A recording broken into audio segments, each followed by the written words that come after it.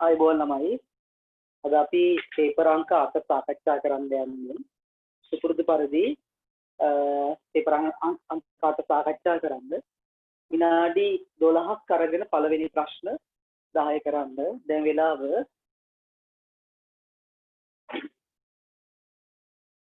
9:56යි. 10යි 8 වෙනකොට පළවෙනි ප්‍රශ්න 10 කරන්න. 10යි 8 වෙනකොට පළවෙනි ප්‍රශ්න 10 කරන්න පුතේ. right පටන් ගන්න.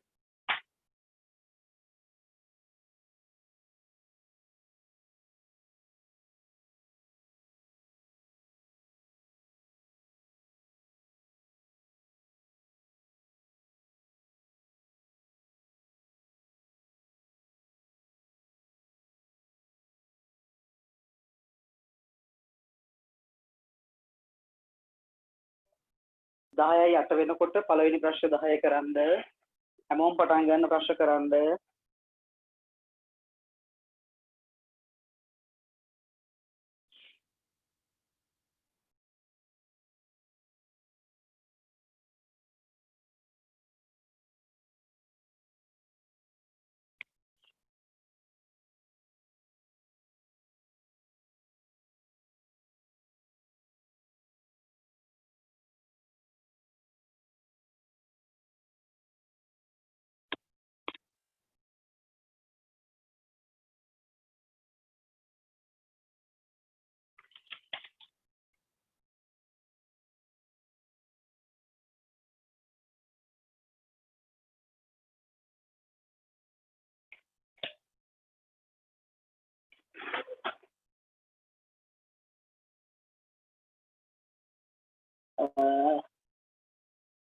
ප්‍රශ්න පත්‍ර අංක 8 අද බොහොම ලේසි ප්‍රශ්න පත්‍රයක් ලැබීම පිළිබඳව කතා කරනවා. තමයිගේ ලකුණු මට්ටම අද ටිකක් ඉහළ මට්ටමක තියෙවි කියලා විශ්වාස කරනවා. ලෝකයේ සෑම සමාජයක්ම තෝරා ගැනීම පිළිබඳ ප්‍රශ්නයකට මුහුණ දෙනවා. තෝරා ගැනීම කියන්නේ මොකක්ද පුතේ?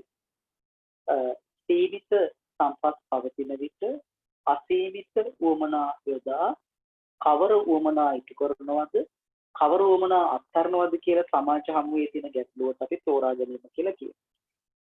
ඒකට තෝරා ගැනීම ප්‍රශ්නයට මුහුණ දෙන්න පුතේ නිසා. ඒ කියන්නේ තෝරා ගැනීම කියන එක ඔබ දන්නවා නම් හිඟකම නිසා තමයි තෝරගන්න වෙන්නේ. එතකොට හිඟකමට උඩින් තව තියෙනවා සම්පත්වල සීමිත බව. සම්පත් සීමිත බවක් තියෙනවා. ඒ වගේම සම්පත්වල විකල්ප ප්‍රයෝජන භාවයක් තියෙනවා. විකල්ප ප්‍රයෝජන භාවයක් තියෙනවා. ඒ නිසා පුතේ මේකට උත්තරේ වෙන්නේ උත්තරාංක 2. සම්පත් හිඟකමක් තියෙනවා වගේම සම්පත්වල විකල්ප ප්‍රයෝජනක් තියෙන්න ඕනේ.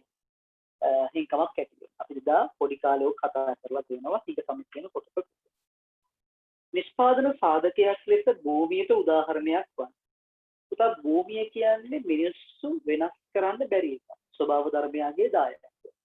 ලෙස මිනිසාට ලැබෙන දෙයක්. එහෙනම් ඔය තියෙන උදාහරණ වලින් මදුනාගල උණුදිය උල්පත තමයි භූමියට අයිති කරගන්නේ. ස්වභාව ධර්මයාගේ දායාදයක් ලෙස ලැබිච්ච උත්තරයක් වෙන්නේ. මෙලෙහි තෙලදෑරුම් කාර්යයන්ගෙන් එකක් ලෙස සලාක කිරීම. පුතේ සලාක කිරීම කියන වචනේ බලන්නකෝ. සලාක කරනවා කියලා කියන්නේ සලාක කරනවා කියලා කියන්නේ හිඟ සම්පත් බෙදා හරිනවා කියන. සලාක කිරීම අපි සලකනවා හිඟ සම්පත් බෙදා හැරීම. හිඟ සම්පත් බෙදා තේරුම් ගන්න. හිඟ සම්පත් බෙදා හරිනවා කියලා කියන්නේ පුතේ මිල වැඩි භාණ්ඩ වැඩිපුර නිෂ්පාදනය කරනවා. මිල යාන්ත්‍රණය මේ කරන්නේ. ඒතර මිල යාන්ත්‍රණය වෙන්නේ මොකද්ද? මිල වැඩි භාණ්ඩ වැඩිපුර නිෂ්පාදනය කරනවා. මිල අඩු භාණ්ඩ අඩුවෙන් නිෂ්පාදනය කරනවා. මොකද මේක තියෙන්නේ ස්වార్థයේ පදනම් කරගෙන. ඒ නිසා මේකට උත්තරේ ගන්න වෙන්නේ එම කාර්ය ඉටු කළ නොහැකි වේද පහත අවස්ථා අතර. සමීප ආදේශන විශාල සංඛ්‍යාවක් තිබ්බොත් අනිවාර්යයෙන්ම සලාක වෙනවා මොකද්ද මොනවා හරි භාණ්ඩයක්. බාල භාණ්ඩයක් වන විට සලාක කිරීමේ කාර්ය තීරණය වෙනවා. මොකද බාල මිල ආදායම් වැඩි වෙනකොට බාල භාණ්ඩ ගන්න නැත්නම් නිෂ්පාදකයෝ බාල භාණ්ඩ නිෂ්පාදනය අඩු කරනවා. පූර්ණ අනම්‍ය ඉල්ලුමක් තිබ්බොත් භාණ්ඩයක ඒ කියන්නේ මිල කොච්චර වෙනස් වුණත් මිනිස්සු ඒ භාණ්ඩයම ගන්නවා. එතකොට ඒකත් අපි ගත්තොත් මිල කියන එක වෙනස් වීමක් අපිට දක්නට ලැබෙනවා. නිසා මේකට උත්තරේ වශයෙන් අපිට ගන්න වෙන්නේ සැපයුමේ ස්ථාවර වන විට මිල කොච්චර වෙනස් වුණත් ප්‍රමාණය සලාක් කරන්න. ඒ සලාක් කිරීම කියන්නේ පුතේ ප්‍රමාණය වෙනස් කරනවා කියන එක. මිල වැඩි වෙනකොට වැඩිපුර හද. මිල අඩු වෙනකොට අඩුවෙන් හද. එතකොට මිල වෙනස් වෙනකොට හදන ප්‍රමාණය වෙනස් කරනවා කියන එක තමයි සලාක් කිරීම කියන්නේ. දැන් පූර්ණ අනම්‍ය සැපයුමක් තිබ්බොත් එහෙනම් මොකද වෙන්නේ? මිල වැඩි වුණා කියලා සලාක් කරන්න බෑ. මිල වැඩි වුණා වැඩිපුර නිෂ්පාදනය කරන්න බෑ පුතේ. මොකද ඒකේ සැපයුම ස්ථාවරයි. අන්න ඒ වගේ අවස්ථාවක මේ සලාක කිරීම හිඟ සම්පත් බෙදා හරින්න මිල භාවිතා කිරීම අපිට යෝග්‍ය නොවන අවස්ථාවක් වෙනවා. උත්තරාංක 4 නිවැරදි උත්තරේ වෙනවා. පහත රූපස්ථානයේ විදේශ වෙළඳාමක් නොමැති ආවෘත ආර්ථිකයක නිෂ්පාදන හැකියාව මායිමක් දැක්වෙනවා. ආර්ථිකයේ වර්තමානයේ OP රෙදි ප්‍රමාණය නිපදවන්නේ නම් ඒ සඳහා කැප කරන ලබන රෙදි ප්‍රමාණය බලමු පොඩ්ඩක් පුතේ මොකද පස්කාරය කියන්නේ. මේ පැත්තේ පහල් සහ රෙදි නිෂ්පාදනය කරා. නිෂ්පාදන හැකියාව මායිම OP ප්‍රමාණය නිෂ්පාදනය කරා. TRS එහෙනම් එක පොඩි ලේඛනයක් ගහගමු. ලේඛනයක්. මේ පැත්තේ සහල් නෑ මේ පැත්තේ රෙදි මේ පැත්තේ සහල්. මෙන්න මෙතර ලක්ෂණේ මුලින්ම බිඳුවේදී ඒ කියන්නේ රෙදි බිඳුව අවස්ථාවේ තමයි හිටියේ. රෙදි බිඳුව right. වෙලාවේ සහල් අවස්ථාවේ. එතකොට රෙදි බිඳුවේ සිට P දක්වා වැඩි කරනකොට බිඳුවේ සිට P දක්වා සහල් නිෂ්පාදනය S සිට R දක්වා අඩු වෙනවා. එතකොට OP නිෂ්පාදනය කරන්න SR ප්‍රමාණය අත්හරින්න ඕන. උත්තරේ 3 RS ප්‍රමාණයක අත්හැරීමක් තියෙනවා. බොහොම සරලයි පුතේ මේක. ලොකුවට ගන්න එපා. ඊළඟ ප්‍රශ්නය යම්කිසි භාණ්ඩයක වෙළඳපොළ ඉල්ලුම් වක්‍රය ලෙස හඳුන්වනවා. වෙළඳපොළ ඉල්ලුම් වක්‍රය වෙළඳපොළක් කියන්නේ නම් මම දන්නවා දැන් සාමාන්‍යයෙන් අපි ගත්තොත් ආයතනේ දැන් අපි කුටුම්බ කියන්නේ එක්කෙනෙක්. එතකොට කුටුම්බ A කුටුම්බය B කුටුම්බය C කුටුම්බය කියලා කුටුම්බ තුන්දෙනා එකතු කරාම අන්න එතන වෙළඳපොළක් හැදෙනවා. එතකොට වෙළඳපොළ ඉල්ලුම හැදෙන්නේ පුතේ කුටුම්බ ඉල්ලුම් වල එකතු වෙන්නේ. ඒ අනුව නිවැරදි උත්තරේ වෙළඳපොළ ඉල්ලුම හැදෙන්නේ 3. ඒ භාණ්ඩයේ ඉල්ලුම් කරන එක් ඉල්ලුම් කරුවන්ගේ පෞද්ගලික ඉල්ලුම් රේඛාවල සිරස් එකතුවෙන් තමයි වෙළඳපොළ ඉල්ලුම් රේඛාව හැදෙන්නේ. ප්‍රශ්නාංක 6. හොඳ ප්‍රශ්නයක්. අපේ විභාගයේ හැමතිස්සෙම එන ප්‍රශ්නයක් තමයි ප්‍රශ්නාංක 6 කියලා කියන්නේ. වක්‍රයක් ඇඳලා ප්‍රයිස් එක quantity එක මෙන්න මේ n ලක්ෂයේ ඉන්නවලු අපි මෙන්න මේ n ලක්ෂයට යනවා අහනවා කවර සාධකයේ නිසා n ලක්ෂයේ සිට n ලක්ෂයට යනවා සාධක දෙකයි එක්ක පුතේ මිල අඩු වෙන්න ඕන එක්ක මිල අඩු වෙන්න ඕන p සිට p දක්වා මිල අඩු වෙනකොට ප්‍රමාණය q සිට q එක දක්වා වැඩි හැබැයි මිල අඩු වෙන්නේ නැත්නම් මෙතන හැංගිච්ච පිළිතුරක් ඒ පිළිතුර තමයි සැපයුම් වක්‍රය. මිල අඩු වෙලා කියන උත්තරය තියෙනවා නම් ගන්න පුළුවන්. හැබැයි මිල අඩු වෙලා නැත්නම් ෂුවර් එකටම සැපයුම් වක්‍රය දකුණට විතරයි. ඒක යට හැංගිච්ච උත්තරයක් තියෙනවා. ඒ නිසා නිවැරදි උත්තරේ 2 ශ්‍රම පිරිවැය අඩු වුණාම සැපයුම shift වෙනවා දකුණට. ඒතකොට ශ්‍රම පිරිවැය අඩු වීම නිසා සැපයුම් වක්‍රයේ දකුණට විතැන් වුණාම තමයි මේ විදිහට මිල M සිට N දක්වා වක්‍රයේ විතර. ඒ වගේ ප්‍රශ්න හොඳ කියන්නේ කලින් අපි පේපර් වල කතා වෙලා තියෙනවා. ඒ වගේ හොඳ ප්‍රශ්නයක් කියලා මම ඒක දක්වනවා. ප්‍රශ්නාංක 7 එක්තරා භාණ්ඩයකට අනම්‍ය ඉල්ලුමක් පවතිනවලු. අනම්‍ය ඉල්ලුමක් කියන්නේ පුතේ අපි ගත්තොත් පූර්ණ අනම්‍ය ඉල්ලුමක් පවතිනවලු. හරයි. ඒ භාණ්ඩයේ මිල අඩු වන විට හරයි. අනම්‍ය ඉල්ලුමක මිල අඩු වෙන. ප්‍රයිස් එක අඩු වුණා. අනම්‍ය ඉල්ලුමේ මිල අඩු වෙනකොට මේ අහන්නේ මොකද්ද? ඒ භාණ්ඩයට මොකද වෙන්නේ? පුතේ මේකේ ප්‍රශ්නේ අපි දැක්ක නිසා කලින් අයභාරය මොකද වෙන්නේ කියලා අහන්නේ. අයභාරය අඩු වෙනවා. මොකද ඔයා දන්නවා මිල සහ අයභාරය අතර අනම්‍ය ඉල්ලුමක් නම් අනුලෝම සම්බන්ධයක් තියෙනවා. මිල අඩු වෙනකොට අයභාරය පල්ලට වැටෙනවා. ඒ නිසා උත්තරේ 3 මුළු අයභාරය පහත වැටේ කියන උත්තරය අපිට සාධාරණ ලෙස පිළිගන්න පුළුවන්. ඒවා අපි බොහොම සරල දන්න ප්‍රශ්න. ගම්බිරිස් සඳහා වෙළඳපොළ ඉල්ලුම් සැපයුම් දත දැක්වෙනවා. රජයේ ගම්බිරිස් නිෂ්පාදකයන්ට රුපියල් 10ක සහන ආධාරයක් දුන්නොත් නව සමතුලිත මිල. ඊය සතියේත් මම ඔයගේ ප්‍රශ්නයක් කරා. මේ ලේඛනය තුල පොඩි චේන්ජ් එකක් කරගත්තොත් ඕක හදාගන්න පුළුවන්. ප්‍රයිස් එක 30යි 25යි 20යි 15යි 10යි 5යි. quantity of demand 11යි 12යි 13යි 15යි 17යි 20යි. QS 22යි 19යි 17යි 15යි 13යි 12යි. රුපියල් 10ක සහන ආධාරයක් දුන්නා මෙන්න මෙයා එඩිට් කරා නම් හරියි. ප්‍රමාණය. අපි ඔකට ටූල් එකක් තියෙනවා. කොහොමද? දැන් රුපියල් 5ක සපයන්නේ 12යිනේ පුතේ. රජයේ මට 10ක් දෙනවා. ඒ කියන්නේ මාගාව දැන් 15ක්.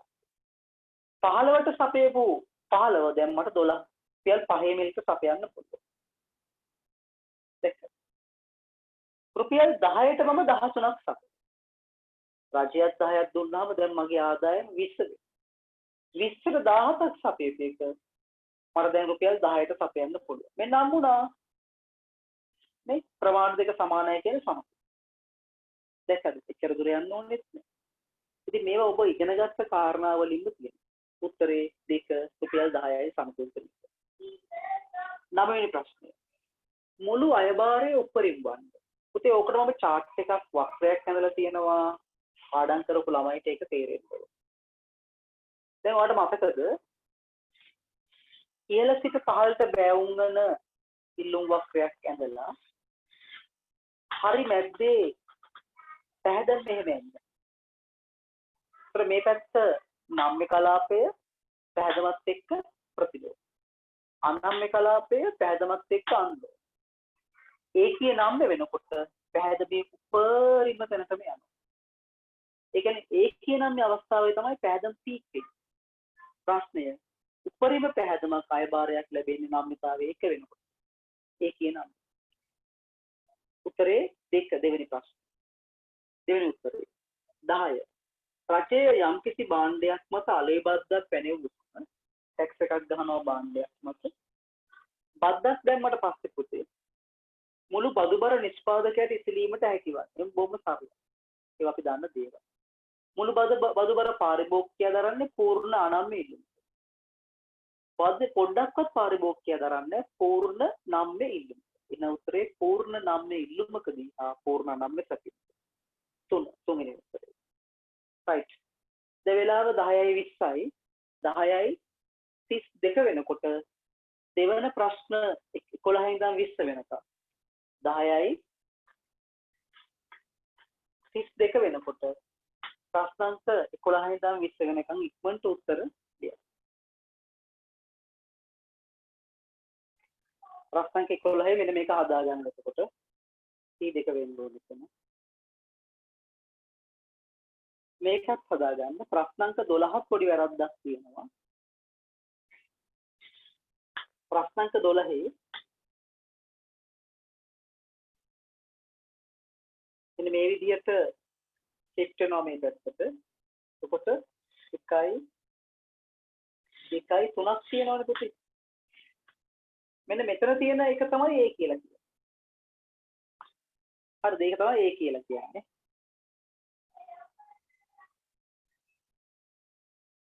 ප්‍රශ්නාංක 21 sorry ප්‍රශ්නාංක 11 පහත් දැක්වෙන ආකාරයට බස් ගාස්තු P1 සිට P2 දක්වා අඩු කරාම පොතේ මෙතනට මගින් සංඛ්‍යාව n සිට n1 දක්වා වැඩි වෙනවා. එතකොට මෙතනට යනවනේ. එතකොට පාරිභෝගිකයා ගන්න භාණ්ඩයේ මිල P1 නෙමෙයි P2 එකට. එතකොට මෙන්න මේ කොටස පාරිභෝගික අතරිත්තේ වැඩි වෙනවා. ආන්නේ අලුතෙන් මගින් හිමි කරගත් පාරිභෝගික සංඛ්‍යාව මැන දැක්වෙන කවර කොටසකින් පාරිභෝගික අතරිත්තේ මැන දැක්වෙන්නේ කවර කොටසද? ඔව් අලුත් පාරිභෝගික අතරිත්තේ මෙන්න මේ කොටසෙන් වැඩි වෙනවා. BC උත්තර අංක 5 නිවැරදි උත්තරය. උත්තර අංක 5. ඒක ලේසියි ඈ. පහත රූප ස්ථානයේ පරිගණක ක්‍රීඩා වෙළඳපොළ දැක්වෙනවා. ආරම්භක සමතුලිතය මෙන්න මෙතන වෙන්නේ. පරිගණක ක්‍රීඩා සඳහා රජය අය කරන බද්ද වැඩි කරා. දැන් පරිගණක ක්‍රීඩාව කරන්නේ පාරිභෝගිකයෝ. ඒතර පාරිභෝගිකයාගේ බද්ද වැඩි කරාම පාරිභෝගිකයාගේ ඉල්ලුම අඩු වෙනවා මෙතනට සෙට් එක.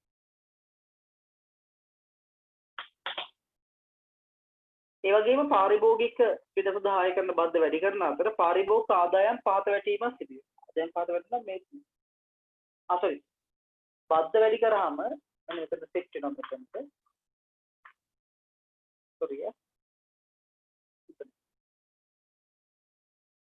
C උත්තරේ C ලක්ෂය ගාවට යනවා. නව සමතුලිතයේ C ලක්ෂය ගාවට යනවා. sorry පරිගණක වලට බද්ද වැඩි කරාම සැපීම වස්තු යොමුයි. 13 එක්තරා කුෂිකාර්මික භාණ්ඩයක් සඳහා වාර්ෂික ඉල්ලුම් සැපයුම් ලේඛනයේ පහතින් දැක්වෙනවා. හොඳයි.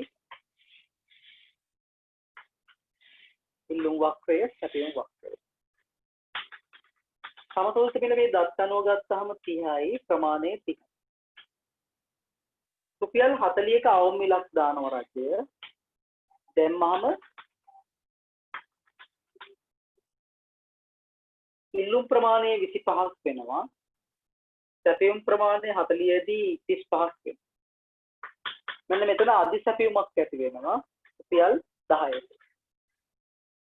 රජය සාර්ථකව පවත්වාගෙන යන්න කටයුතු කරොත් වාර්ෂිකව දරන්න වෙන පිළිවෙල. ඒක මොකද්ද කියලා කියලා නැහැ. අපි මේක කියලා නැති වුණොත් මොකද්ද කරන්නේ අපි? එහෙම එකක් නැහැ. දෙකම හොයලා හරි උත්තරේ දාගන්න ඕනේ. එතකොට දෙකම නැහැ එක උත්තරයක් ඇති කොහොම හරි. අධි සැපයුම රජයේ ගත්තොත් 10 වැඩි කිරීම 40 400. 400 තිබ්බොත් ඉස්සරහට යන්න එපා. රයිට් තියෙනවා උත්තර අංක 3. නැත්නම් උණ පූර්ණ ගෙවීමකට යන්න. රයිට් උත්තරේ 3 400. ප්‍රශ්නාංක 14 හොඳ ප්‍රශ්නයක්. ආර්ථික බදු කුලිය කියන්නේ මොකක්ද? අද පේපර් එක ගොඩක් ලේසි පුතේ. ඒක හරියට විභාගයේ පේපර් එක වගේ නෙවෙයි. විභාග පේපර් එකක් මේ වගේම දෙයි. ප්‍රශ්නාංක 14 ආර්ථික බදු කුලිය කියන්නේ මොකක්ද? පුතේ කිසියම් සාධකයක භාණ්ඩයක නෙමෙයි සාධකයක කිසියම් සාධකයක ඉල්ලුම් වක්‍රය සැපයුම් වක්‍රය සම්බන්ධීකරණය වෙලා තීරණය වෙනවනේ මිලක් පුතේ. මම කියන්නේ සාධකයක භූමිය ශ්‍රමයේ ප්‍රාර්ථනීය ව්‍යවසායක. එතකොට මේ සැපයුම් වක්‍රයට දකුණු පැත්තේ තියෙන ටිකට කියන්නේ සංක්‍රාම ඉපයීම කියලා. නැත්නම් මේකට කියන්නේ ආවස්තික පිරිවය. සාධකයක ආවස්තික පිරිවය කිව්වනම් එතකොට මේ වම් පැත්තට කියන්නේ ආර්ථික බදු කුලිය කියලා. සාමාන්‍යයෙන් අර්ථකථනය කරන්නේ සංක්‍රාමී ඉපයීම ඉක්මවා ලබන ආදායම ආර්ථික බදු කුලිය. මොකද මේ ඔක්කොම මුළු ආදායම සාධකයක ආන්නේ ආර්ථික බදු කුලිය මොකද්ද කියලා උත්තරේ 5 ඕනෑම නිෂ්පාදන සාධක භූමියේ ශ්‍රමයේ ප්‍රාර්ථනීය සහාය ආවශ්‍යක පිරිවැය ඉක්මවා ලැබෙන මේ සංක්‍රාමී ඉපයීමට ආවශ්‍යක පිරිවැය කියලා. ඒක ඉක්මවා ලබන ආදායම ආර්ථික බදු කුලිය වෙන උත්තර අංක 5 නිවැරදි උත්තරේ වෙනවා. ප්‍රශ්න අංක 15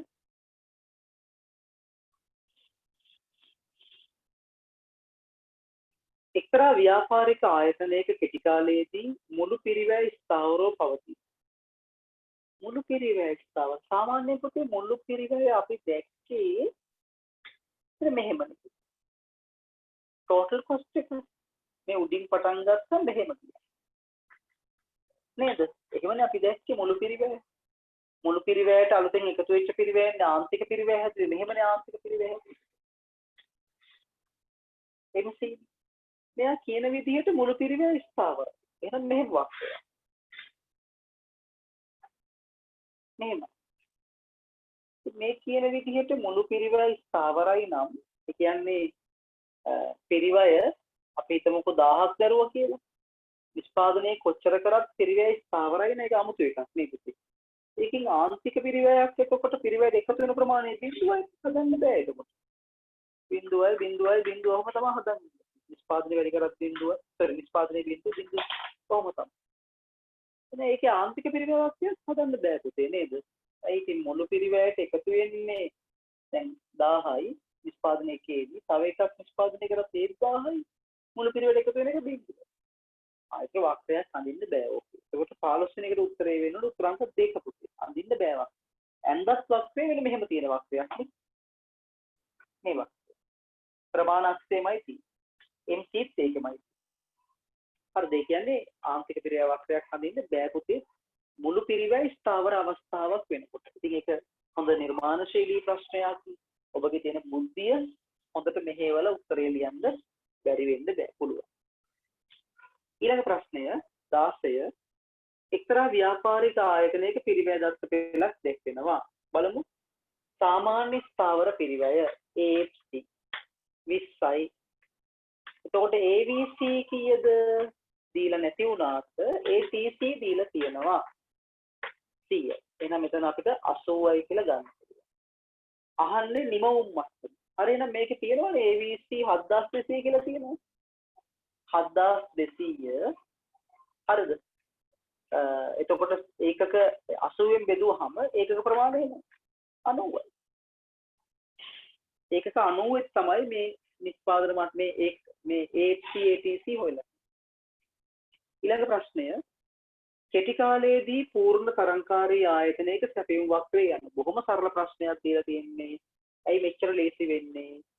පූර්ණ තරංගකාරී ආයතනයක shutdown point එක P සමානයි AVC. shutdown point එකට පස්සේ තියෙන MC වක්‍රය තමයි පූර්ණ තරංකාරී ආයතනයක ආන්තික පිරිවැය වෙන්නේ.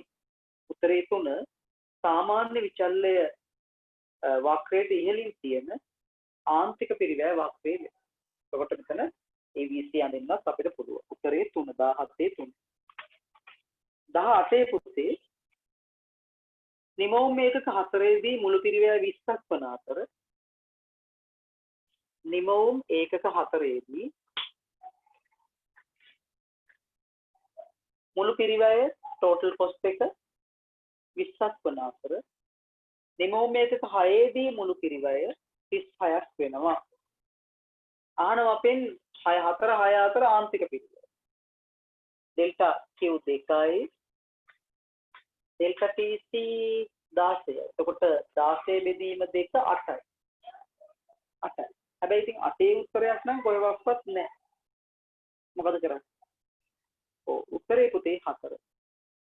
සාමාන්‍ය මුළු පිරිවැය. දැන් මෙතන සාමාන්‍ය පිරිවැය 24න් බෙදුවාම 5යි. 36න් බෙදුවාම 4යි. නෑ. 6 වරක් 5 තියයි 6යි නේ. ඒ දෙකට වඩා ආන්තික පිරිවැය වැඩි. උත්තරේ 4 සාමාන්‍ය මුළු පිරිවැයට වඩා වැඩි වෙනවා. සාමාන්‍ය මුළු පිරිවැය මේ දෙකටම වඩා ආන්තික පිරිවැය. අනේ වගේ වෙනස්ම ආකාරයේ ප්‍රශ්නක් තියෙන්න පුළුවන්. දැන් උත්තරේ හොයාගෙනත් උත්තරේ නැහැ. හැබැයි උත්තරේ තියෙනවා අප කියන 8යි කියන එක ඉගෙන ගන්න පුළුවන් අර දෙකට වඩා වැඩි. AHC වලට වඩා නේද? ATC වලට වඩා MC වැඩි. 19 පහත සඳහන් දෑ අතුරින් පාරිභෝජන වියදම තුළ වැඩිම ප්‍රතිශතයක් හිමිකම් කියන්නේ. එතකොට පාරිභෝජන වියදම කොටස් 3යිනේ පුතේ. පාරිභෝජනයේ කොටස් 3කින් සමන්විතයි. ගෘහ ඒකක වෙත සේවා සපයන ලාභ අපේක්ෂාවේ තොර ආයතන සහ රජයේ පාරිභෝජන. මේ දෙක C කියලා කියනවා, මේක I කියලා. මේක G කියලා කියනවා. වැඩිම පාරිභෝජනයේ නියෝජනය කරන්නේ මේක. උත්තරේ 4 පෞද්ගලික පාරිභෝජන වියදම C. 20 රටක දලදේශීය නිෂ්පාදනය ගණනය කිරීමේදී සැලකිලිට ගන්න අයිටමයක් වන්නේ. බොහොම සරලයි. අනිත් එකක්වත් ගන්නෙ නෑ. තමන්ගේම ගොවිපලේ වගා කොට පාරිභෝජනට ගන්න ආහාර. ඒක කියනවා සෝ පාරිභෝජන. ඒක ගන්න. ඒකට දැන් වෙලාව හරියටම 9යි 45යි 49. 9යි 45ක් sorry 9 නෙමෙයි 44. එතකොට 9යි 54 වෙනකොට 54 55 වෙනකොට ප්‍රශ්නාංක 21 ඉඳන් 30 වෙනකම් කරා. ප්‍රශ්නාංක 21 ඉඳන් 30 වෙනකම් කරන් 9:55 වෙනකොට.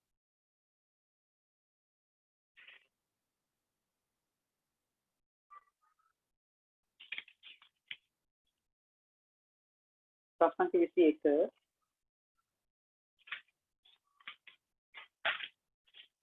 උතෙන් 21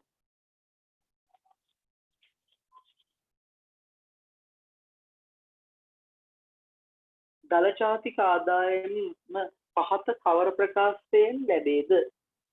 දල ජාතික ආදායමනේ. දල එකතු කළ අගයට හරිද? සම්පූර්ණ භාණ්ඩ හා සේවා මත බදු අඩු කරා සහනාධාර ගලපලා එතකොට GDP ඒකට එකතු කරන්ද සුද්ධ විදේශ ප්‍රාථමික ආදායම සුද්ධ විදේශ ප්‍රාථමික ආදායම උත්තරාංක 1 නිවැරදිව පින්නනවා. අවශේෂ ලෝකයෙන් ලද සුද්ධ ආදායම උත්තරාංක 1 නිවැරදි 21ට 1. 22 එක්තරා සරල ආර්ථිකයක ගුණකය 4යි. ගුණකය 4යි. ගුණකය 4යි නම් අපිට ටක් ගාලා හදා ගන්න පුළුවන් මේකෙන් MPC එහෙනම් තිබිලා තියෙන්නේ 0.25. MPS sorry 0.25යි තිබිලා. මොකද 125කින් බෙදුවම තමයි 4. ගුණකය 4යි නම් NPS 0.25 තිබිලා කියන එක සාමාන්‍ය කතාවක්. අහනවා ආදායමෙන් ස්වායත්ත පාරිභෝජනය 40යි. ඒ කියන්නේ අපි ගත්තොත් ස්වායත්ත පාරිභෝජනය කියන්නේ ඒ 40. මේ අහන්නේ ඉතුරුම් ශ්‍රිතය S සමානයි ඍණ 40යි දාන 0.25යි YD. අන්තිම උත්තරේ ටිකක් එඩිට් කරගත්තා නම් හරි. 3 උත්තරේ ඍණ 40යි දාන 0.25යි YD. මේක ඔන්ලයිනෙකට තේරෙනවා. 0.2ක් එන්න විදිහක් නැහැ. 1 දශමයෙන් වෙන්න තියෙන්නේ. උත්තරේ 3 22 3. 23 වෙනි ප්‍රශ්නේ මම දකින්න හොඳ ප්‍රශ්නයක් කියලා පොතේ. මොකද 23 වෙනි ප්‍රශ්නේ අහන්නේ මෙන්න මෙහෙම පාරිභෝජන C YD දීලා මෙහෙම අවස්ථා දෙකක් අරගෙන C මෙතන 90000යි මෙතන 50000යි මෙතන 50000යි මෙතන ලක්ෂය. ඉතින් අපිට ලේඛනයක් හදාගන්න පුළුවන්. මෙතන MPC දීලා තියෙන 0.75. ලේඛනයක් හදාගත්තොත් MPC කීයද? YD C YD තියෙන මේ පැත්තේ 50000 දී C 50000යි YD ලක්ෂෙදී C 90000යි එතකොට 40000 බෙදීම 50000 කියන්නේ 0.8යි 0.8යි එන්නේ. ඒ කියන්නේ වැය කළ හැකි ආදායමේ 0.8යි. එහෙනම් මේ දීලා තියෙන්නේ අනිවාර්යයෙන්ම MPC 0.75යි කියලා දීලා තියෙන්නේ ඒක ආදායම. ඒක හොඳට සනාථ වෙනවා. මොකද ආදායමත් එක්ක දීලා තමයි මෙතන MPC ආන්තික පාරිභෝජන මේවා 0.75ක රේඛීය සමහර පාරිභෝජන සිද්ධ පහ සඳහන් වෙනවා. එහෙම නැත්නම් ඔයාලට ගන්න තියෙන්නේ ඒක හිතන්නේ නැතුව. එතන 0.75යි එක්ක පරිශීලනයක වැරදිලා තියෙනවා. සාමාන්‍යයෙන් ආදායමින් කරත් වැය කළ හැකි ආදායමින් කරත් වෙනස් වෙන්නේ නැහැ සාමාන්‍යයෙන්. ඒ නැත්නම් මේ පරිශීලන වෙනස් වෙලා තියෙනවා. මොකද මේක ඇවිල්ලා තියෙන්නේ MPC 0.8යි. වැය කළ හැකි ආදායමින් ගත්තත් 0.8 තමයි එන්නේ. පොඩි වැරද්දක් මෙතන වෙලා තියෙනවා මේ ප්‍රශ්නේ. ඔයාලට මේක හරහා තමයි ගන්න වෙන්නේ මේ ලේඛනය හරහා. මොකද ලේඛනය හරහා MPC 0.75 නම් හරි. ඒක පරිශුද්ධ වැරදිලා තියෙනවා. හරි එහෙනම් මේක ගන්න බෑ අපි මේක ගන්න නැතුව ඉන්න. right 0.8යි. දැන් පාරිභෝජන සමීකරණයට දාලා C සමානයි A ධන 0.8යි YD අරගෙන අපි ඒ හොයමු. C වලට ගම් 50000ක් A ධන 0.8 වැඩි කිරීම 50000. 8 රොප්පා 40යි. එතකොට ඒ වලගේ 10000ක්. මේ අහන්නේ ඉතුරුම් ප්‍රමාණයනේ. එන ඉතුරුම් සමීකරණය ගමු අපි. S සමානයි ඍණ 10000යි ධන 0.2යි YD කියලා ගමු. එතකොට වැය කළ හැකි ආදායම 75000යි දී ඍණ 10000යි ධන 0.2යි වැඩි කිරීම 75000. 75000 ඉන් සිර දෙකක් කියලා කියන්නේ කීයද පුතේ? 75000 ඉන් සිර 80ක් කියන්නේ අපි ගත්තොත් 75000 ඉන් සිර දෙකක් කියන්නේ කීයද පුතේ? සිර 10ක් කියන්නේ 750ක්. සිර 20ක් කියන්නේ 15000 නේ 15000. වෙන 10000යි ධන 15000. 15000න් 10000ක් ගියාම උත්තරේ ධන 500ක් 5000ක් එන්න ඕනේ. උත්තර අංක 4 නිවැරදි උත්තරේ වෙනවා එන්නේ මොනවා? උත්තර අංක 4. මොකද මේක MPC වල පොඩි ගැටලුවක් තියෙනවා. ඒක පරිශ්‍රයට වැරදිච්ච එකක් කියලා කියන්න පුළුවන්. මොකද මෙතනින් හෙව්වත් MPC වෙනස් වෙන්නේ නැති. එක්ක අරක නොදී ඉඳ තිබ්බා. ආන්තික පාරිභෝජන නැමියා 0.75ක් වූ රේඛීය පාරිභෝජන ශ්‍රේණියක් 5000 පස්තරේ පේනවා වුණාට ඒක අපිට ඒක හෙව්වට හොයාගන්න බෑ. හොඳට මතක තියාගන්න ආදායමෙන් හරි වැය කළ හැකි ආදායම මොන පැත්තෙන් ආවත් MPC නම් වෙනස් වෙන්න විදියක් නැහැ කියලා. right. එන්න 24 වෙනි ප්‍රශ්න. ආවෘත ආර්ථිකයක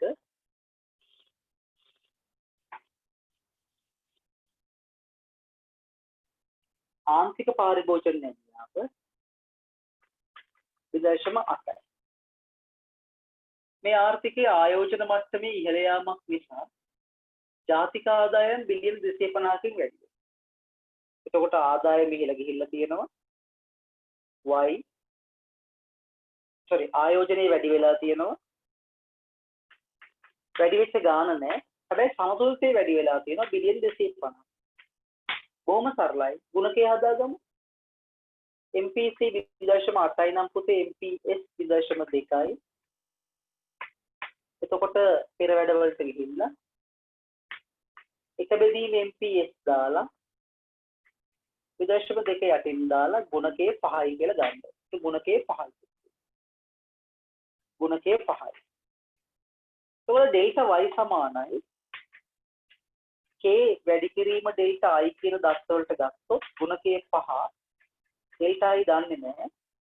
හැබැයි සමතුලිතයේ 250ක් වැඩි වුණා නම් 5න් බෙදුවනම් දෙපැත්තම ඩෙල්ටා i උත්තරේ 1.5යි 50ක් කියලා අපිට ලැබෙනවා. උත්තරාංක දෙක නිවැරදි උත්තරේ වෙනවා 24. ආයෝජනයේ 50ක් වැඩි වුණාම ඒ වගේ 5 ගුණයකින් සමතුලිතය වැඩි වෙලා තියෙනවා. ආයෝජනය 50යි.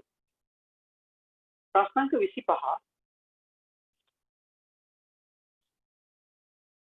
25 ආර්ථිකයක සමහර ඉල්ලුම පහත වැටීම කෙරෙහි බලපාන රාජ්‍ය මූල්‍ය ප්‍රතිපත්ති. E සමානයි C ධන I ධන G ධන X නේ. මේ තමයි සමහර ඉල්ලුම කියන්නේ. සමහර ඉල්ලුම අඩු වෙන්න රාජ්‍ය මූල්‍ය ප්‍රතිපත්තියකදී බජට් එකෙන් නම් වෙන්න ඕනේ රාජ්‍ය වියදම අඩු කරන්න. බදු වැඩි කරන්න. බදු කියන එක වැඩි කරන්න බදු වැඩි කරාම පාරිභෝජනය අඩු වෙනවා. ඒත් රාජ්‍ය වියදම අඩු කිරීම බදු වැඩි කිරීම. ඒක සමහර ඉල්ලුම අඩු වෙනවා. උත්තර අංක 1. බදු ඉහළ දාන්න ඕනේ රාජ්‍ය වියදම අඩු කරන්න. උත්තර අංක 1. 26 වෙනි ප්‍රශ්නය 26 ගනුදෙනු මුදල් ඉල්ලුම මේ දවස්වල කතා කරනවා. money transaction function එක ආදායමත් එක්ක ධනශ්‍රිතය. ගනුදෙනු මුදල් කියන්නේ එදිනදා කටයුතු කරගන්න මුදල් ළඟ තබා ගැනීම. කෙරේ බලපාන ලබන සාධකය වන්නේ හොඳ ප්‍රශ්නයක්. උත්තරේ දෙක සතිපතා වැටුප් ලැබුවහම මුදල් ඉල්ලුම ඉතර දෙන්නේ නැහැ පුතේ. ආයතනික සාධකයක්. මාස්පතා වැටුප් ලබන බවට පත් කරාම ලොකු මුදලක් ලැබෙනවා. ඒ කියන්නේ මොකද මුදල් ලැබීම සහ පියවීම අතර වෙනසක් තියෙනවා. ඒතර උත්තරේ 26 දෙක සතිපතා වැටුප් ලබන්නන්ගෙන් 70%කට වඩා මාස්පතා වැටුප් ලබන්නන් බවට පරිවර්තනය වෙනවා. ප්‍රශ්නාංක 27 හොඳ ප්‍රශ්නයක් 27. මුදල් මැවීම මේ සතියේ කරනවා මුදල් බැංකු පාඩම. වාණිජ බැංකු පද්ධතියක සෑම වාණිජ බැංකුවක්ම මහා බැංකුවේ විචල්්‍ය සංචිත අනුපාතය 10%යි. මම ටග්ගල ගුණකය හදා ගන්න. ගුණකය හොයන්නේ එක බෙදීම 10% අරගෙන එක වැඩි කිරීම 100 බෙදීම 10න් අපිට ගුණකය හොයා ගන්න පුළුවන්. ගුණකය 10. මොකද මුදල් මැවීමක් විතර තියෙනවා. එක බැංකුවක් විතර 500ක් ආවා. ඒක සංචිතයක්. සංචිතය වැඩි කිරීම බැංකු තැන්පතු ගුණයෙන් ගත්තාම 5000ක තැන්පතු බය පිළි කරන්න ඕනේ. තැන්පතු.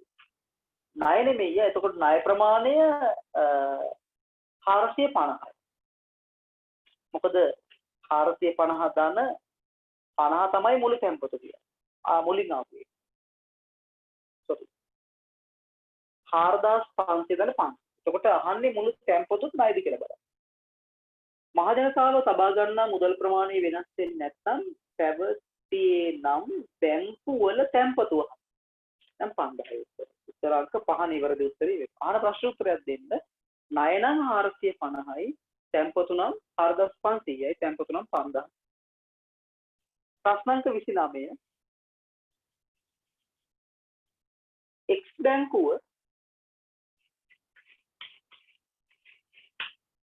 තව ගනුදෙනුකරුට සුනිල්ට චෙක් එකක් දුන්නා. සුනිල් ඒ චෙක් එක මිතුරෙකුට දුන්නා. ඒ මිතුරගේ බැංකුව Y බැංකුව. Y බැංකුව. ඒතකොට චෙක් එක දැන් තැන්පත් වෙන්නේ Y බැංකුවේ. අහනවා Y බැංකුවේ ශේෂපත්‍රය. බොහොම සරලයි. Y බැංකුවේ ශේෂපත්‍රය මොකද කියන්නේ?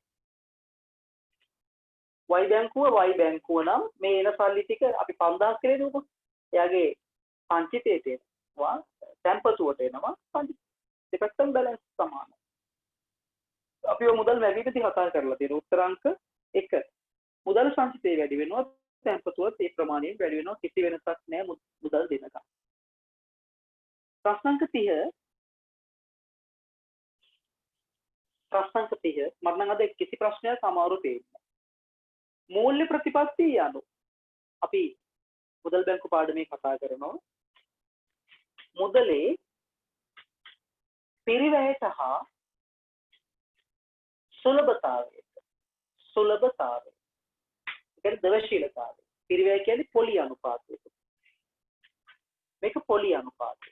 සුලභතාවය කියන්නේ මුදල් සැපයීම, money supply. පිරිවැයට සහ සුලභතාවයට බලපෑම් කරන ප්‍රතිපත්තිය තමයි මූල්‍ය ප්‍රතිපත්තියේ මහ බැංකුව විසින් එක මෙහෙවනවා. 30 වෙනි මූල්‍ය ප්‍රතිපත්තිය අනුව උත්තර අංක 3 පොලි අනුපාතිකයේ සහ මුදල් සැපයුම් පාලනය කිරීමට අදාළ වන ප්‍රතිපත්තිය. දැන් වෙලාව 11යි 10යි 11යි 22 වෙනකොට ප්‍රශ්න අංක 31 සිට 40 දක්වා කරනවා. ප්‍රශ්න අංක 31 සිට 40 දක්වා කරනවා.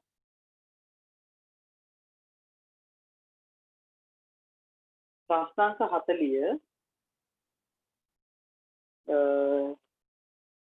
අපනයන හරි ආනයන හරි තුන්වෙනි එක ප්‍රාථමික ආදායම් ගිණුමේ ශේෂය ඊළඟ එක සේවා ගිණුමේ ශේෂය එමය වෙන්න ඕනේ ප්‍රාථමික ආදායම් ශේෂය සේවා ගිණුමේ ශේෂය ඔය දෙකම එකපාර ලැබිලා දැන් 1000 කියන්නේ ප්‍රාථමික ආදායම් ගිණුමේ ශේෂය එතකොට ඍණ 500 කියන්නේ සේවා ගිණුමේ ශේෂය එහෙම වෙන්න ඕනේ සේවා ගිණුමේ ශේෂය ඒ දෙක එහෙම වෙන්න ඕනේ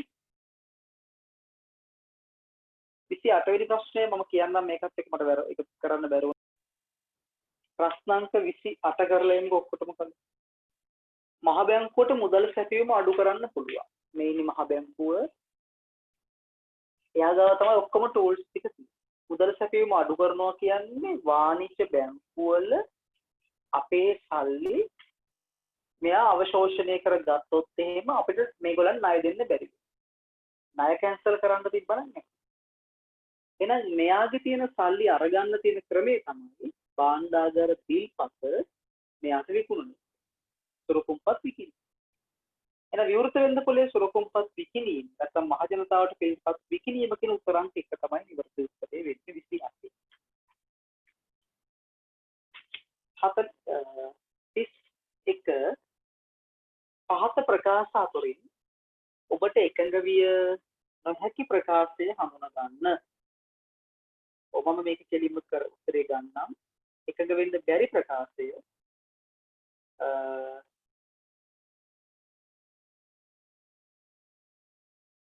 මොකක්ද?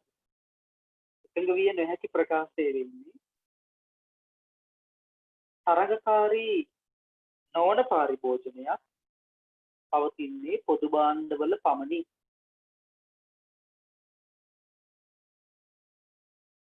නෑ ඒක එකඟ වෙන්න පුළුවන් පොදු භාණ්ඩවල පරිභෝජනයේ තරගයක් පොදු දේපල සම්පත් වෙළඳපොළ මගින් අකාර්යක්ෂම ලෙස උපයෝජනය කර. ඒකත් එකඟ වෙන්න පුළුවන්. මිලක් නොගෙවන්නේ නම් පරිභෝජනයෙන් බැහැර කළ හැකි භාණ්ඩ වෙළඳපොළ මගින් සම්පාදනය කර. ඔව් මිලක් ගෙවන්නේ නැත්නම් එයා පරිභෝජනයෙන් ඉවත් කරන්න බලය තියෙනවා නම් ෂෝක් වෙළඳපොළ මගින් නිෂ්පාදනය කරනවා මිල යාන්ත්‍රණයේ හද. සුබ සාධනයේ පිටාර ගැලීම සුබ සාධන භාණ්ඩ පරිභෝජනයේදී සිදු අනිවාර්යයි. සුබ සාධනයේ පිටාර කරනවා කියන්නේ ධන බාහිරතා කියනවා. සුබ සාධන පරිභෝජනය. රජයේ අවගුණ භාණ්ඩ පරිභෝජනය අධෛර්යමත් කරනවා. ඔව් අනිවාර්යයෙන්ම ඒකත් එකතු වෙන්න පුළුවන්.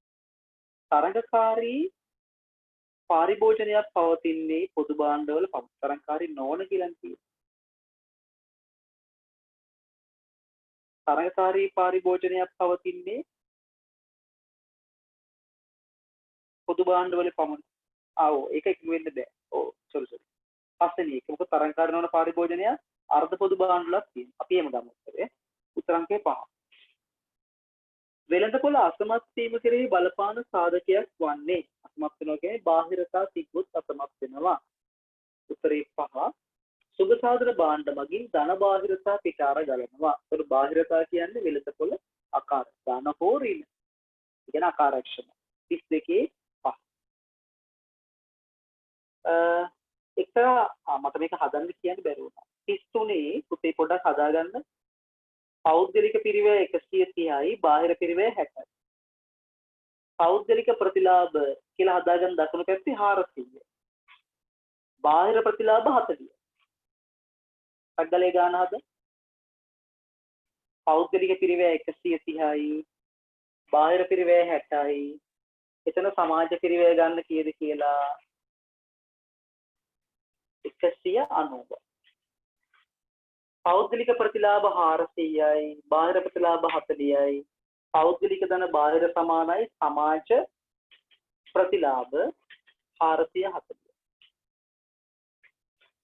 සමාජ පිරිවැයට වඩා සමාජ ප්‍රතිලාභ මෙතන වැඩි වෙනවා. උත්තරේ 3. සමාජ ප්‍රතිලාභ සමාජ පිරිවැයට වඩා වැඩි වෙන මේක. උත්තරේ 3. 34 සමාන ආදායම් ලබන පුද්ගලයන්ගෙන් සමාන බද්දක් අය කළ යුතුය. ඊ සතියේ කරේ රාජ්‍යාර්ථිකය මේ පාඩමෙන් ප්‍රශ්න කොට බොහොම සන්තෝෂයි ඔයාටයි මටයි දෙන්න. තිරස් සාධාරණත්වය. තිරස් සාධාරණත්වය. පහත කවර ආරක්ෂණවාදී ක්‍රියාමාර්ග මගින් රාජ්‍ය අයභාරය වැඩිවීමක් සිදුවේ. ආරක්ෂණය කියන්නේ ආනයනය කරන භාණ්ඩ මත බද්දක් පන්න. එතකොට හොඳ ආරක්ෂක රාජ්‍ය ආදායම් වැඩි වෙන්නේ පුතේ ආනයන තීරු බදු ගලුවා. පිටතින් ගෙන වාහන වලට හැම එකම තීරු බද්දක් ගෙවුවම රාජ්‍ය ආදායම් වැඩි. උත්තරේ 7. X කියන භාණ්ඩය තපත්තුවක් කියලා හිතමුකෝ. දේශීය නිෂ්පාදනය කරනවා රුපියල් 100කට. ඒක ආනයනය කරන්න රුපියල් 50ක අමුද්‍රව්‍ය व्यय. ආනයන මත රුපියල් 50ක අමුද්‍රව්‍ය व्यय. දැන් ලාභය 100ක විකුණුම් මිල 50ක පිරිවැයක් 50ක ලාභයක් තියෙනවා. ඊට පස්සේ ආනයන කරන නිමි භාණ්ඩය. ඒ කියන්නේ මේකත් ආනයනය කරන නිසා මේ මත ටැක්ස් එකක් ගන්නවා. එතකොට දේශීය නිෂ්පාදනය කරන ආනයන කරනවා. 20ක ටැක්ස් එකක් දාුවාම ඒක 120 වෙනවා. දැන් ලාභය 120 රින 50 කියන්නේ දැන් ලාභය 70යි. ලාභ දෙකේ වෙනස 20යි. තිබ්බ ලාභේ 50යි. 100න් වැඩි කරාම මෙතන 40ක ආරක්ෂාවක්. උත්තරේ 2. සඵල ආරක්ෂණ අනුපාතය 40යි. දෙවෙනි උත්තරේ නිවැරදි උත්තරය. ඒ වගේම බොහොම සරලව ඔයාලට ඉගෙන ගන්න පුළුවන්. පහත කවර අවස්ථාවකදී විදේශ වෙළඳ අනුපාතය පිරිනැමෙනවා? පුතේ අවස්ථා 5ක් තියෙනවා. විදේශ වෙළඳ අනුපාතය කියන්නේ උඩින් දානවා අපනයන මිල දර්ශකය ආනයන මිල දර්ශකය යටින් දානවා. වැඩි කරනවා 100. එතකොට 5ක් තියෙනවා. ඉපද්ද 5 ඉරිහෙන්දනේ. අපනයන වල මිල අඩුවීම ඊට වඩා අඩු වේගයකින් ආනයන මිල අඩු වෙනවා. මේ 5ක් තියෙනවා. පහෙන් අපිට උත්තරේ ගන්න වෙන්නේ 37 1. අපනයන මිල ඉහළ මේක වැඩි වුණාට ඊට වඩා වේගයකින් මෙයා වැඩි වෙනවා. අපනයන මිල ගණන් ඉහළ යන වේගයෙන් වඩා වැඩි වේගයකින් ආනයන මිල ගණන් ඉහළ ගියාම වෙළඳ අනුපාතය පිරිනැමෙනවා. 38 පහත් දැක්කෙන් 38 හොඳ ප්‍රශ්නයක්. අන්තර්ජාතික වෙළඳාම කරපු දරුවන්ට 38 හොඳ ප්‍රශ්නයක්. මොකද 38න් අහන්නේ පහත් දැක්කෙන් රූප ස්ථාන. මෙතන තියෙන්නේ පුතේ මෙතන තියෙන රුපියල් වලින් යෙන්. ඒ කියන්නේ රුපියල් 1ක් යෙන්. මේ වක්‍ර ක්‍රමයේ තියෙන්නේ. ඍජු ක්‍රමයේ නෙමෙයි. ඒ කියන්නේ yen එකක් රුපියල් නෙමෙයි රුපියල් එකක් yen. මෙහෙම වක්‍ර දෙකක් තියෙනවා. මෙහෙම තුනක් තියෙනවා. දැන් ඉන්නේ මෙන්න මේ C කියන තැන ඉන්නවා කියලා කියනවා. එතකොට මොකද කරලා තියෙන්නේ? මෙයා ශ්‍රී ලංකා රුපියල් මෙතන නෙමෙයි. K ලක්ෂයේ නොමිනල් මෙතන ලක්ෂයේ පස්සේ වෙළඳපොළ සමතුලිත වෙලා තියෙනවා. මෝටරට ආනයන තීරු බදු අඩු කරා. වාහන පිටටින් ගේනකොට ඒක ටැක්ස් එක අඩු කරා. ටැක්ස් එක අඩු කරා. ටැක්ස් එක ආනයනනේ. දැන් ආනයන පෙන්නන්නේ කොහොමද? දැන් ආනයන පෙන්නන්නේ මේ පැත්තේ. මේ පැත්තේ. මොකද වක්‍ර ක්‍රමයේදී ආනයන පෙන්නන්නේ විනිමය ඉල්ලුම එතකොට. විනිමය ඉල්ලුම ඒ පිටතින් වාහන විනිමය ඉල්ලුම වැඩි වෙනවා. ඒ කියන්නේ ඉල්ලුම වැඩි වෙනවා කියලා කියන්නේ මෙයා මෙහෙට shift වෙනවා. මෙන්න මෙච්චර. එතකොට shift වුණාම මෙතන අපි ගත්තොත් එහෙම D1 වක්‍රය සහ D2 වක්‍රය කියලා දෙකක් තියෙනවා. මෙන්න මෙතන ඉතින් එක මෙතන ගියා. මෙතනට D වල. උත්තරේ 4 D දක්වා විපැංගන එකයි වෙන්නේ. ඒතර මේක වක්‍ර ක්‍රමය. දැන් නැත්තම් ඔයා බලයි මොකද මේ සප්ලයි එක මෙහෙම උන්නේ. ඒක සැපියුම්. රුචි ක්‍රමයේදී මේක සැපියුම් වෙනවා. වක්‍ර ක්‍රමයේදී මේක ඉල්ලුම්. මොකද ක්‍රම දෙකක් තියෙනවානේ. ඒ නිසා සැපියුම් වක්‍රය තමයි shift වෙන්නේ දකුණු පැත්තේ. ඒ කියන්නේ අපි කියනවා රුපියල් ඉල්ලුම් වක්‍රය දකුණු පැත්තේ. 39 ශ්‍රී ලංකාවේ ගෙවුම් ශේෂ ලේඛනයේ වර්තන ගිණුමේ සටහන් නොකරන අය. වර්තන ගිණුම කියන්නේ භාණ්ඩ ගිණුම, සේවා ගිණුම, ප්‍රාථමික ආදාය, ද්විතීයික ආදාය. ඔකට ගන්න පුතේ පෞද්ගලිකකරණ ලැබි. ඒ කියන්නේ හම්බන්තොට වරාය පෞද්ගලිකාන්තයට විකුණුවම ලැබෙන ඩොලර් මිලියන 400. ඒක පෞද්ගලිකකරණ. ඒකයි තිබෙන්නේ මූල්‍ය ගිණුමට ඍජු ආයෝජන වලටයි දාන්නේ. ඒක වර්තන ගිණුමේ සම්මතයක් නෙමෙයි. කරේ පහ. ප්‍රශ්නාංක 40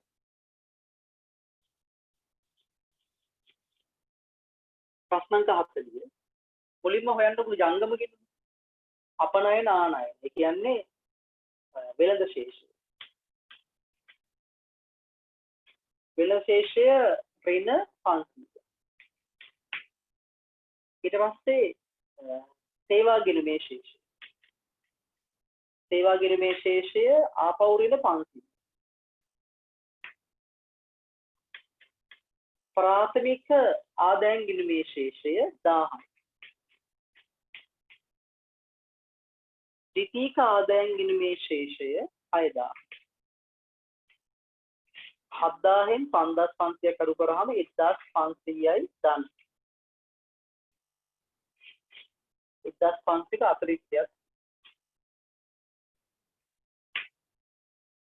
මේ ආර්ථිකයේ විදේශගත සමිතියන් ඒ කුටුම්බ වලට එන විදේශ පේෂණ 5000කින් අඩු කරා. එහෙනම් මේකෙන් 5000 පේෂණ අඩු කරා කියන්නේ ද්විතීයික ආදායම් 5000ක් අඩුයි. එතකොට 3500ක හිඟයක් ආපහු වාර්තා. උත්තරේ 1 3500ක හිඟයක් වාර්තා කරනවා ආපහු. right. හරි. ප්‍රශ්න 40ක් කරා අපි. ප්‍රශ්න 40ට උත්තර ටික මට ගෲප් එකට දාන්න ඔයාගේ මේක. මම මේකේ දකිනවා ලකුණු ප්‍රශ්න 40න් ඔයා අඩුම වශයෙන් 30 පැනලා ඇති කියලා හිතනවා. ඒක සාමාන්‍ය ලකුණු ප්‍රමාණයක් මම ගත්තේ. ඒ කියන්නේ මම මේකෙන් 35ට වඩා වැඩි ළමයෙක් නම් මම හොඳ අවබෝධයක් ගන්නවා ළමයා ගැන. කොහොමද ඔයාගේ ලකුණු අඩු වැඩි වීම ගැන හිතන්නේ නැතුව ඒක අඩු වෙච්ච ළමයෙක් මං කියවන වාසනාවන්තයි කියලා. මොකද අඩු වෙච්ච ළමයේ ලකුණු වැඩි කරගන්න එයා හොඳට මහන්සි වෙනවා. ලකුණු වැඩි වෙච්ච ළමයා ඉහළ ලකුණු සීමාවකට යන්න මහන්සි. හරි ඒ නිසා හොඳ ළමයි වගේ තමන්ගේ ලකුණු මට්ටම මත ගෲප් එකට දාන්න. එහෙනම් සියලු දෙනාටම සුබ රාත්‍රියක්. අපි ආපහු ලබන සතියේ පේපර් එකකින් හම්බ වෙමු මේ